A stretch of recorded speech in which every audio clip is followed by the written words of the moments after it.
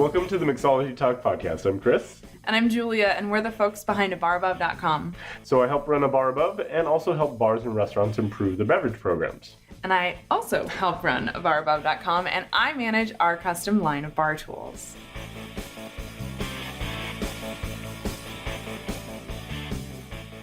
This is lucky episode number 150, if you can believe it. I know, holy cow. We've been doing this for that long. Yep. Crazy. I don't know if you were with us back in episode 100. It was almost 2 years ago. It was like May 2017, something like that. That was when we first did an episode sort of recapping the whole story of A Bar Above up to that point. And it was when we first told you about our custom line of bar tools. Well, I'm here to tell you today that things have come a long way. Yeah, so this week we have a really big announcement to make. We thought we would share some of the inner workings of the bar tool line that we have, how we got it started, and kind of where we're going. And a few hiccups along the way. Yeah, there were a couple, just a few. Hopefully you didn't notice. So that's what we're going to be talking about today, so stay tuned. Stay tuned.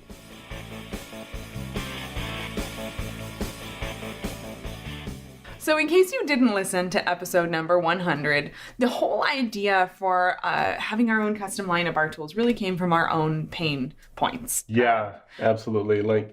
Constantly we would get emails from people saying, hey, I'm just starting bartending. What tools do you recommend? Right. And there were a couple really big suppliers out there, but we couldn't find anything we would truly recommend as something we would stand behind. Yeah, either the suppliers that we found are really good, but quite expensive and expensive shipping and things like that. Or, it would be great to recommend something on Amazon, but nothing on Amazon was the quality or the type that we were looking for. And it was just really frustrating. We wanted to be able to recommend good tools. And after, years and years on the blog, we still had nothing that we could really recommend. And so in 2016, after years of this, I actually had a friend who had created his own line of products for Amazon, and he suggested that I do the same. Yeah, and I remember when we first started A Bar Above, there was a conversation we had where we talked about it, and Julia was like, I am never doing physical goods. Never. Ever. Absolutely not. Just don't even think about it, Chris. We're never, ever, ever, ever doing physical goods. Yeah. So how'd that turn out? Not well. Actually, it turned out really well. So far, but I definitely had to eat my words. There's no question of that. But it just comes down to, it was super frustrating. There was potential for great products out there. You knew exactly what you liked to work with, but you had to piece it together from different sources. And so, we decided to tackle that. Actually, if I remember correctly, the straw that broke the camel's back was when a friend of mine was getting married. Yeah. And she asked for a bar kit in her wedding registry, and I looked at the one she registered for, and it was really fancy, and it was not good. It was nice looking, but you take one look at it and it's not going to work. It's the same products that you're going to find Right. I'm everywhere. sure you've seen this before. Most of it is pretty low quality. It was Williams-Sonoma or Crate & Barrel, something like that, some sort of brand, and it was just not the right tools to actually make great cocktails. And so I decided I'm going to take that one and I'm going to put together something really great based on my knowledge. But of course I procrastinated. So I didn't have a lot of time to do it, and I needed to order on Amazon Prime. And it was a problem. It was a real problem. We could not find the tools we wanted. We ended up buying a muddler that looked good on paper on the website. And when it came, it was this long. Yeah, it was probably 10, not even 10. It was 8 inches long. So and it had a lacquer finish on it, which is a terrible idea with a muddler, which anyway, that's its own soapbox. But the moral of the story is Chris lost one of his prized muddlers that day. My nicest muddler I had to give up for our friend's wedding. I forced him, sorry. Yeah, no, and it just kind of goes to show. I'm not sure she knows that she has your prized muddler. Yeah. Well, it kind of goes to show, though, that this was the state of bar supply tools when we were actively looking to buy stuff. And it wasn't even that long ago. It was 2015. Right. It was 4 years ago. So that was the straw that broke the camel's back. And I was just this is ridiculous. We can't be the only ones out there who actually know what decent tools look like and can't buy them. Right. Absolutely. So that's kind of what... The rest is history. Yeah, absolutely. Which is, exciting.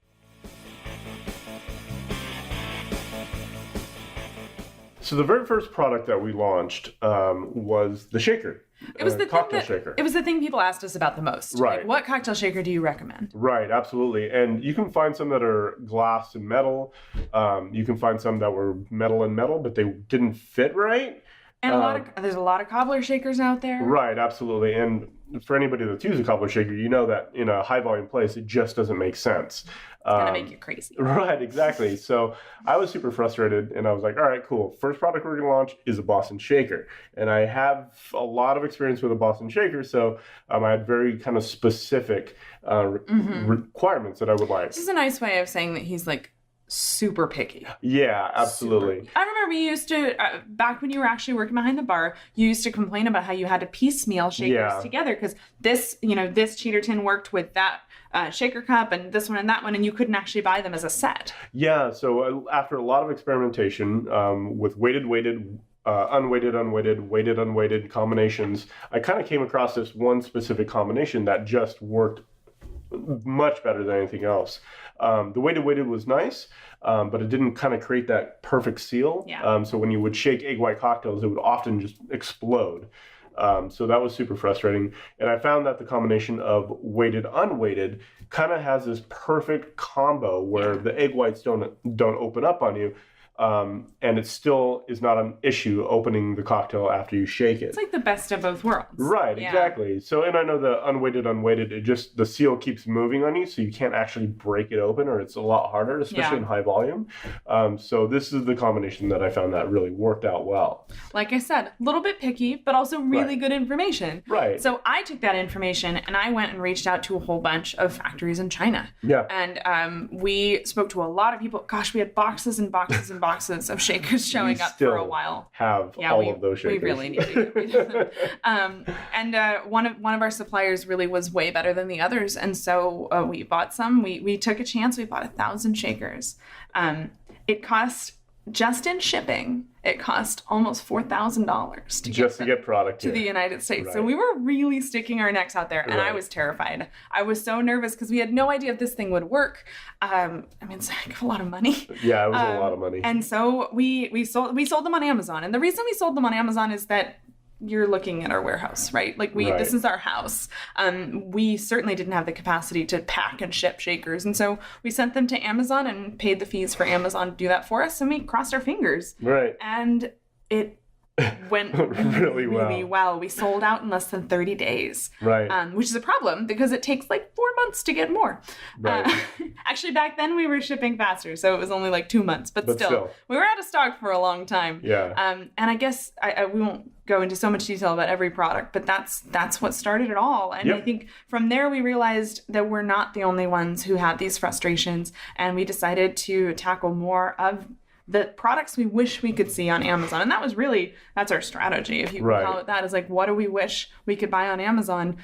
Let's make that. Right, absolutely. And that's the story of our entire product line, basically. So then I think after that we launched, just kind of a real quick recap, we won't go into crazy detail on each product, but I think we launched the picks. Cocktail picks were next. Right, and then we launched the bar mats, or the cocktail set. The third product we launched was a full set of 14 bar tools. The reason was because the only bar sets we saw on Amazon were like 26 pieces, but like 16 of the pieces were like pour spouts or bottle openers. Which are valuable. Yeah, they're not that valuable. Right. And it wouldn't include things like a fine strainer or a julep strainer. Nobody included a julep strainer back then. Right. And so that was our next product. And then at that point, obviously things were working, and it was time to start making our own custom products. We actually wrote a post about our very first custom product. I'll link to it in the show notes. This was a bonding moment between Chris and my dad. It was great. My dad's an engineer who's like really savvy with CAD drawings and computer modeling. And so Chris and my dad sat down and computer modeled his perfect Hawthorne strainer. Right. And it was funny because you would walk in this room, it was me and her father huddled over a computer with Hawthorne strainers just Yeah. everywhere. There's probably like 5 or 6 different brands of Hawthorne strainers, and me basically just pointing at them and bitching like, I hate this one because of this, I hate this one because of that. And then he would take that information. I had a pretty decent drawing at this point, and then he'd put that into the computer that we could send to and our convert suppliers. it to something we could send to our suppliers. Exactly. But it was. Would you say your relationship with my dad improved or not from that? I think it did. I think it really I could did. see it going either way. Right. We have a whole post about that. I think if you're into that sort of thing, I'll include the link in the show notes. But it didn't end there. From there, I think we made one of my favorite products. Yep. Because it was my idea. So Chris used to come home and bitch, forgive my French, about bar mats. They're terrible. Oh my gosh, he used to like, oh, it's warped. Oh, it's like uneven. crappy. It knocked over my glass. Blah, blah, blah. And so I started looking into bar mats, and I realized that nobody was making them out of silicone. And I looked into it further, and I realized that the material that all bar mats are made out of, at least at that time, is PVC, which is not food safe. Right. It's not actually safe for your food to touch that stuff. Which I'm probably never going to eat fried chicken off a bar mat. But like, still. what if you set your glass upside down? What if you put a piece of lime on it? What if you set your strainer down on it? Like, as a consumer, it kind of freaks me out a little bit, honestly. Well, and let's be honest, they kind of suck anyways. Yeah, they're awful. Absolutely. So I decided to go and try to make a silicone bar mat. Yep. And that was a little bit of process because we had to get custom molds made. We had to find a whole different manufacturer because the people who make stainless steel stuff don't make silicone stuff. And it was a real project because, frankly, they're really, really expensive. And literally nobody has ever made this product Right, before. so we had to start from scratch. Start completely We had to from scratch. pay for them to make the mold, and we're really sticking our neck out there because, like, they're expensive. you better hope it's right. You got to buy the mold beforehand and hope it's right. So that was terrifying. So actually, that's the bar mat right there. But here it is. Look at this and it is beefy. This is the beefiest bar mat you'll ever see. We didn't actually stage this. We actually keep the bar mat. Right, absolutely. But it's heavy. It's like 3.5 pounds, which stinks for shipping, let me tell you. You can't put these on a plane because it can't take off.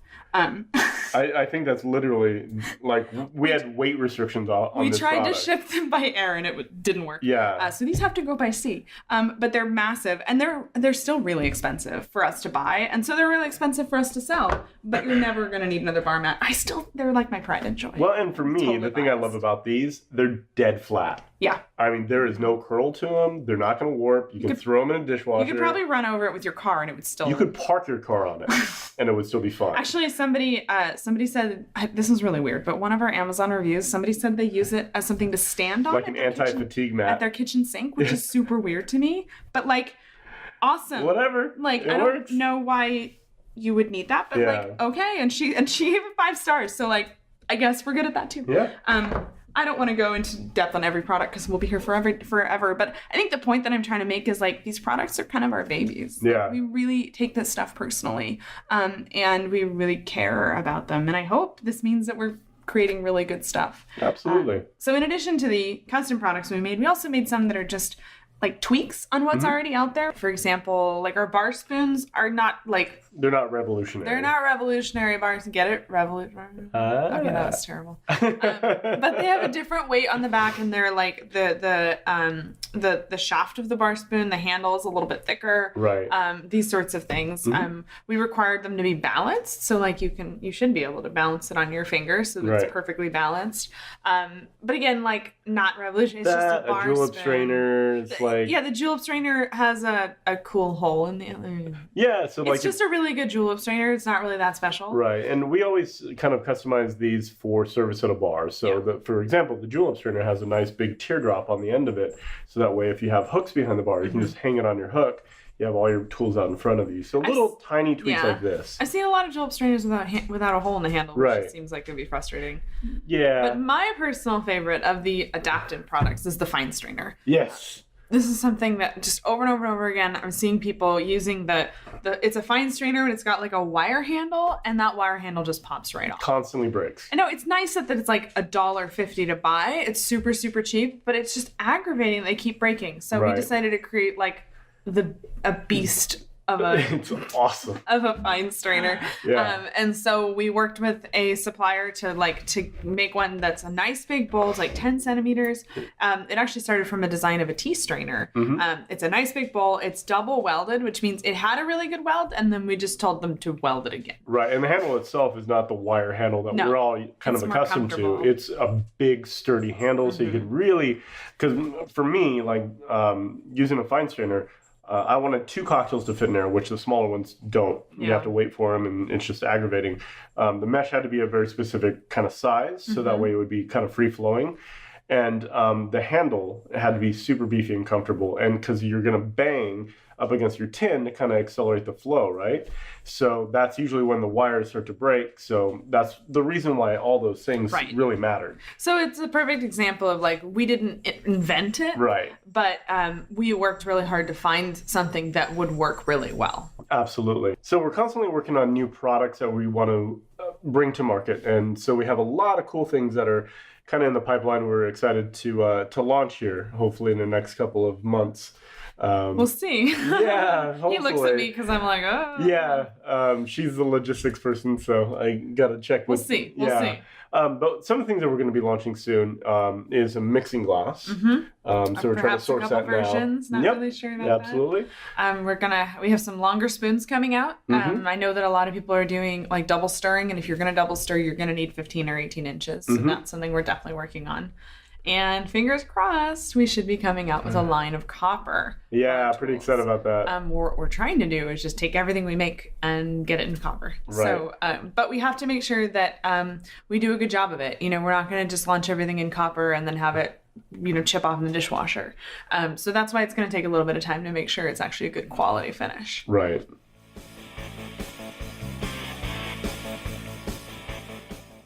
It was not all rainbows and unicorns, despite our story sounding like that. Perhaps. There have definitely been some serious hiccups along the way. Yeah, there's been a couple that come to mind, but what comes to mind for you? No, I'm curious to hear your nightmare story. I'm going to start with the first one, not the worst one. Okay. And I would say that would be, you remember how I mentioned earlier that we stocked out of the shakers really quickly? Well, we placed another order right away, actually before we even stocked out, but it just took some time for it to arrive. And by the time the order arrived, it was pouring rain, and we had a 1-week-old newborn, and I was not going to be helping. Yeah, that was a fun day for me. All the boxes were soaked with water. They arrived soaked. They got damaged in the rain before they even arrived here. We've got this, we're trying to unload pallets, literally into our garage. And if you don't know where we live, which I kind of hope you don't, our driveway is like this. So you can't roll a pallet up the driveway. So poor Chris is schlepping boxes after boxes. Breaking pallets down, running them in uphill. the street.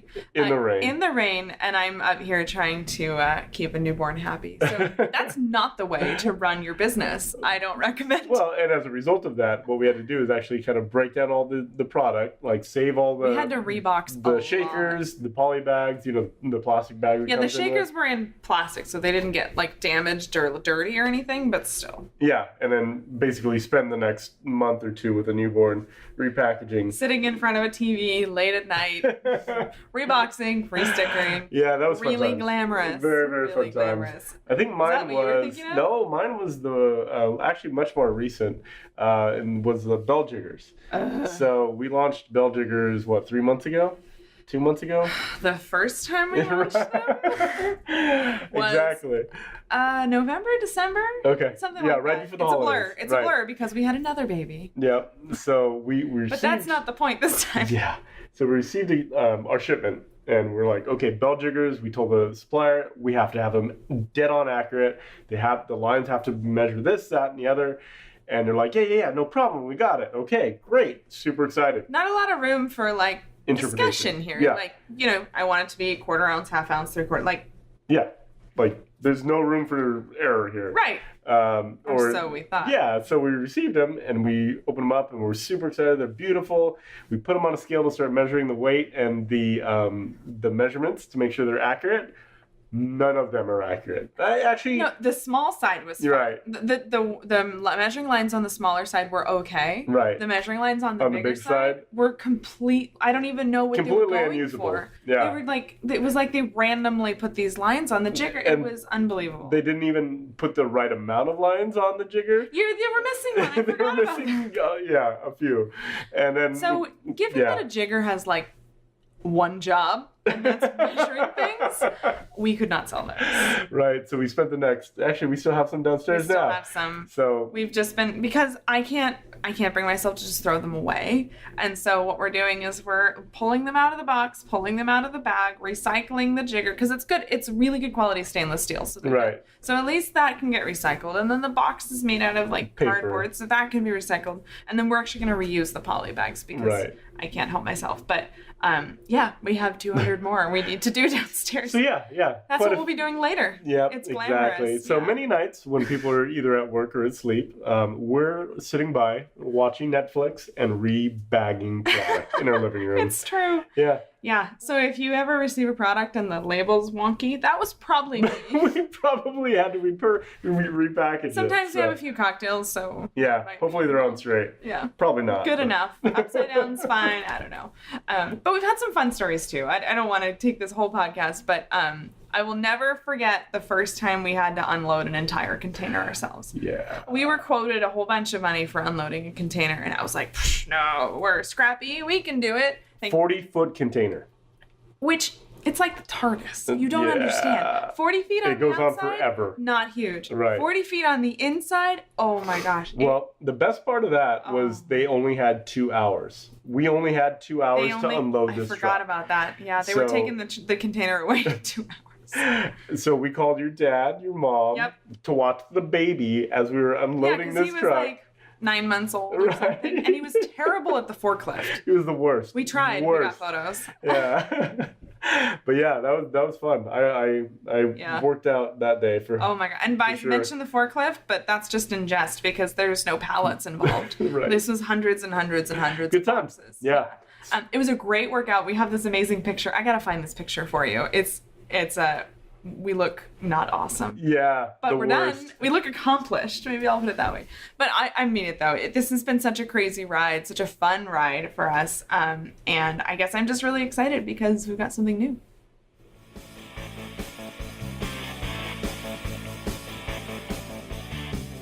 So the exciting news is that up until this moment, we've only been selling on Amazon, but as of about a month ago, Yeah, about that. yeah, we have our honest to goodness own warehouse. Well, it's not really ours. Not really ours, but they're hired a fulfilling warehouse. for us, which is fantastic. Which means we don't have to have our toddler unloading shipping containers anymore. Right. I hear that's against the law. Yeah, OSHA, not a Yeah, fan. not a big fan. So yeah, we have our own warehouse and they're fulfilling for us and shipping for us, which unlocks a lot of possibilities for us and for everyone else too. It's pretty exciting. And the biggest one, and the one that we're actually announcing today, is that we have officially launched our very own store. I know, woo! We wanted like fireworks or something. But, Right. like maybe our editor can throw them in here. Yeah. Hopefully it'll be really Business exciting. ain't that good. This is pretty lowbrow. But we have officially launched our store. Like I said, you can find it at shop.abarabove.com. Obviously, we will also include that link in the show notes. But for me, this is just so exciting because selling on Amazon is wonderful. You reach all the customers. We don't have to put things in boxes. We Yeah. don't have to do the quick turnaround. We get discounted shipping rates, blah, blah, blah, blah, blah. But it's also pretty restrictive. It's super restrictive. Yeah. And so now by having our own store, it really opens up a world of possibilities. It means we can do discounts and promotions that are on our own timeline, our own terms. Right. And do international shipping. I'm so excited about this. So many of you have emailed me asking, can we ship to Amsterdam? Can we ship to China? Can we ship all over the world? And Yep. now we can. In Canada, we love you. It's true. Yeah, We we're do. all about it. Ah, He just really wanted to say that. I did. Yeah.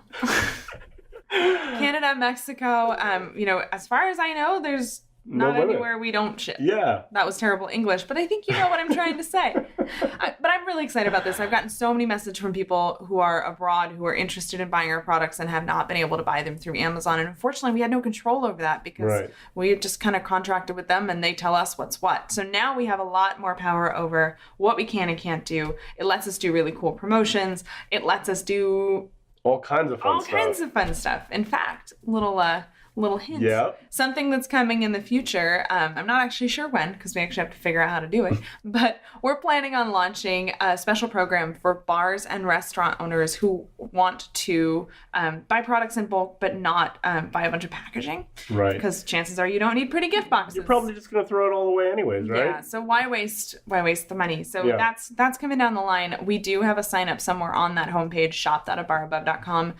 Those products will be available at a discount in bulk. So and only for bar and restaurant operators. Exactly. Employees. Or of course, if you're a manager or something, if you're buying on behalf of a bar, you'll definitely be eligible. So sign up there, and we'll let you know when that program comes available. We just want to make the best products that we know available to as many people as possible. So that's at least our hope. Yeah, absolutely. So that's coming in the very near future. Actually. And I guess the other side of that, which is kind of related, is that over the next year, you're going to actually see the Top Shelf Bar Supply name start to go away. Yep. This was a really hard decision because it's a name that, well, it's funny. When we originally picked the name, it was because I didn't think the business would succeed. So I didn't want to call it a bar above. But then it did succeed, and then it was awkward.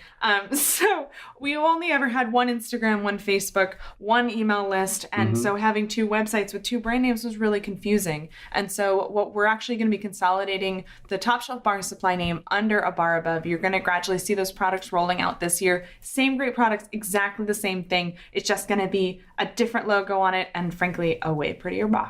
Yeah. We got some good stuff coming. Very exciting. I think you're going to like it.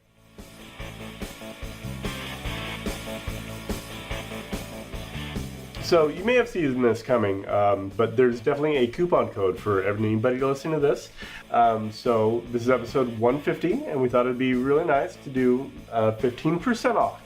I tried to say 150%, but I'm not great at math, but it just didn't work. It didn't work out so well. So yeah, 15% off. And yeah, head on over to the website over at A Bar Above. It's shop.abarabove. Shop.abarabove. But there will be a link at A Bar Above. Right. And the code is soft opening, all one word. I think it's cute. Yeah. I thought of it. I'm taking credit. I thought it's a very clever I thought it was code. a good coupon code. Right. If you're in the industry, you'll probably know where we're going. Right, exactly. But, coupon code soft opening, all one word. Caps shouldn't matter, I don't think. And that'll be good until May 8th. That should be about 2 weeks from when this podcast comes out. So hopefully, if you need any bar tools, you'll consider a couple of ours. Yeah, absolutely. So catch the show notes, the links, maybe that picture of us exhausted after unloading that shipping container. I'm going to try to find it. Catch all of those at mixologytalk.com/150. Perfect. And as always, thank you very much for listening and supporting us. And we really do appreciate it. So. Here's to the next 150 episodes. Oh, God. Cheers. Cheers. What?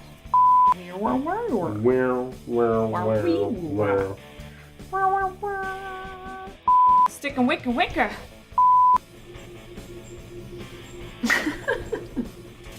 Your energy is annoying. I love it. Let's keep going. This is the best. World's longest podcast.